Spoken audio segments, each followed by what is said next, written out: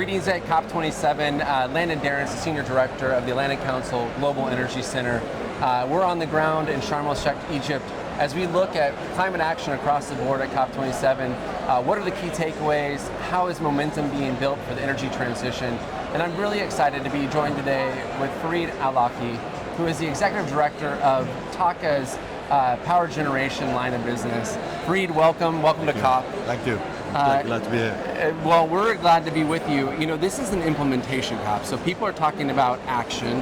There's been a lot of commitments over the years, and we're moving into a position where I think, frankly, companies are really at the forefront of this discussion. And I would love to hear from your perspective, what is TAQA doing? How is this COP process impacting the business world and climate progress through industry? Thank you for having me on the show. I'd love to, and especially around this very important topic, which is climate change. And I think what COP has highlighted, and what we're seeing more and more, is that this important global topic actually requires involvement from a lot of stakeholders. It's a global challenge, and so what COP is about policymakers coming in and deciding amongst themselves how to tackle this problem. But as we've seen in the evolution of COP, is that it was an acknowledgement that it's more than just policymakers. So that's why you see big utility companies like ourselves also being present, because we are part of that story of tackling emissions. So I think according to the IEA's latest statistics, power and heating and cooling accounts for something like maybe 40% of global emissions. Right. So we are part of and parcel of that problem and solution. And then we're an enabler for that. So it's good to be in something like a forum like this, where we are also here with the policymakers and also being heard and also listening on what they're saying and understand, and coming together to where or how that roadmap towards net zero to tackle climate change can be achieved. So, and as TAQA ourselves, we're a global utility business. So we're present in 11 countries. We're vertically integrated. We're across the energy value chain. And therefore, we are part and parcel to this solution. And what we're doing about it today is, trying to work out how can we contribute. We can contribute directly by tackling the emissions that we contribute to the environment. So but to say that, we are also operating one of the largest fleets of gas combined cycle turbines, which are, in a sense, in terms of conventional fuels, the greenest or the cleanest of these fuels.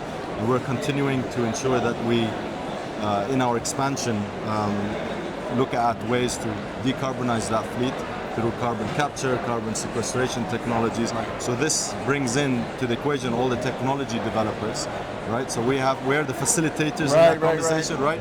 So we have to bring in the technology developers and find out what are the great minds out there looking at technological solutions to these problems have to offer, and we are trying to coordinate through them and using the incentives that policymakers create to see how we can develop, a radical solution towards net zero. We have already, as TAQA, committed through an ESG roadmap to reduce our carbon emissions by 25% by 2030. Sure. And through the commitment of the UAE government of net zero by 2050, we have also committed alongside the government to also help achieve that target by 2050. And in the UAE specifically, our targets are a reduction of 33% by 2030. And these targets are actually bottom-up developed, so these are not aspirational targets. We've looked at our business bottom-up, scientifically, and actually developed a roadmap of how can we realistically achieve these reductions. And obviously, being in other countries as well, hearing what other policymakers intended to do about this topic and their commitments, we can also then play a part in other countries to deliver on those targets of emission reductions. So let me build on your conversation about decarbonization as a business model. I think a lot of times people think of climate not necessarily as an economic endeavor, but in this case, TAQA is really committed with that 33% angle to really build up a decarbonization thread within your business line. Can you think about where, not just next year, where we'll be in 5 years or a little bit longer, maybe even to 2030, as these kind of business elements become a feature part of your business? Yep. I mean, look, today we operate in addition to reducing emissions through carbon capture and other methods, we're also committed to increasing the amount of renewable energy in our portfolio. So conventionals, and particularly gas, that is a transition fuel. We've all accepted that fact, that it's not going to be a binary situation of just switching off the old and just renewables just all of a sudden becoming available. And we've seen today with the energy security crisis in Europe and across the world that it's also other elements that come into play that pose a challenge. Right. But what we've done is we've also committed to increasing the amount of renewables in our portfolio 30% by 2030, if not more. And we've already, I believe, overachieved that. So we're now trying to internally set new targets for ourselves. But we're also doing that through meaningful projects. So today, we own the majority stake in the world's largest operating PV plant, which is Noor Abu Dhabi, which is about 1.5 gigawatts. Sure. And we're building the next world's biggest PV plant, which is the Al Dhafra PV2, should be in operation next year, which is going to be which is 2 gigawatts. Sure. So, and on top of that, we are also setting the lowest targets or lowest tariffs. So the cost of electricity coming from these is going to be the lowest in the world from these type of technologies, which is in Dhafra is going to be about 1.32 cents per kilowatt hour. So what we're contributing is not just green energy into the portfolio. We're not just attempting to decarbonize conventional power plants and sources of energy, but we're also contributing to making renewables also competitive and cost effective. Right. Because it's not just about reducing emissions. It's not just about energy security. It's also about cost to a lot of people. It hits the bottom line. It's their pockets. They're looking to also be in green, but also hopefully not paying too much to be in green. Right. And we're demonstrating we're achieving that. And we're also looking at how we can export that. So we're not now, I've talked about how we're doing it as TAQA within our sphere of utilities. But you're a global company. But we're a global company, and we're also looking at how to help other sectors decarbonize.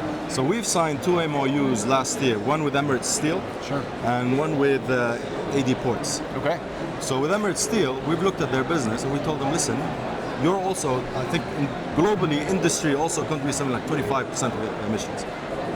Steel specifically 8%. So steel is one of those low-hanging fruit, and heavy industry is one of those also low-hanging fruit for reducing emissions. So we've approached them, told them proactively, saying, how can we help you decarbonize? We've looked at their business, and we've, for example, in Emirates Steel, realized they consume a lot of gray hydrogen, which is hydrogen that also contributes to emissions. We told them, let's help you produce green hydrogen and replace that with green hydrogen. So that way, you're reducing CO2 emissions and becoming maybe the region's first green steel manufacturer.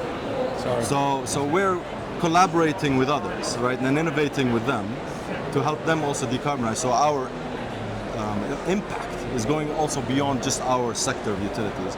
And we're doing the same with Emirates Aluminium, EGA, Emirates Global Aluminium, which is one of the world's biggest aluminium smelters. They consume a lot of gas. I think they have a capacity of about 6 gigawatts. And we told them, okay, listen, how about we take over your power plants, gas power plants, bring it into the wider grid and help you, using that gas technology and its ability to stabilize next to renewables, we'll be able to build more renewables in the grid and then feed that back to you. And then you can be also a green aluminium producer. So they're on board with that as well. And we didn't stop there. We looked at our biggest brother in the market, which is ADNOC, Abu Dhabi National Oil Company. So it's one of the biggest national oil companies, one of the biggest oil companies in the world. And we worked with them to build these high voltage subsea lines to their offshore operations, because they've got massive offshore operations for producing oil and gas. And we told them, okay, how about you shut down your captive power plants offshore and we connect you to the local grid onshore, which has much more efficient power plants, and feed you electricity, and not just electricity, but green electricity, even more green electricity, to power your assets and operations offshore, and greenify that as well. So we're not just looking at solving our problem, but we're also working with others to solve their problems as well. A ton of innovation that's happening here, and bringing in many sectors. Let me take this one step out of like the specifics of industry, and just capture a thought about, clearly the current global situation. There's an energy crisis. There's a near-term energy security situation. How does that have a bearing in terms of our long-term aspirations? UAE overall has a net zero 2050 goal, right? So we're still on the pathway to a clean energy transition, but obviously we have to think about energy security today as well. What's that mean to TAQA as a company? It's a good question, because as a utility company, we're also committed towards providing secure, reliable supply of power, right? Because then the economies are built on this principle, and therefore we are an important part to the economic lifeline and growth of the nations and countries we operate in. So this is really the premise and the thesis by which we operate. So everything that I was talking to you about is also built on top of that. So we have to ensure that we produce and we develop and operate power plants that are operated reliably and sustainably as well. So that is part of that story, and we do that through working again with partners, reliable suppliers, reliable host governments, reliable companies that help us together ensure that sustainability and that security of supply, and we're committed to do it. Well, Farid, I for one am very excited to see where TAQA's story goes from here. It sounds like there's a lot on the horizon. We'll look forward to seeing you at Abu Dhabi Sustainability Week and at COP28. Thanks so much for your time, and I wish you a very fruitful COP. Thank you very much, man. Thank you.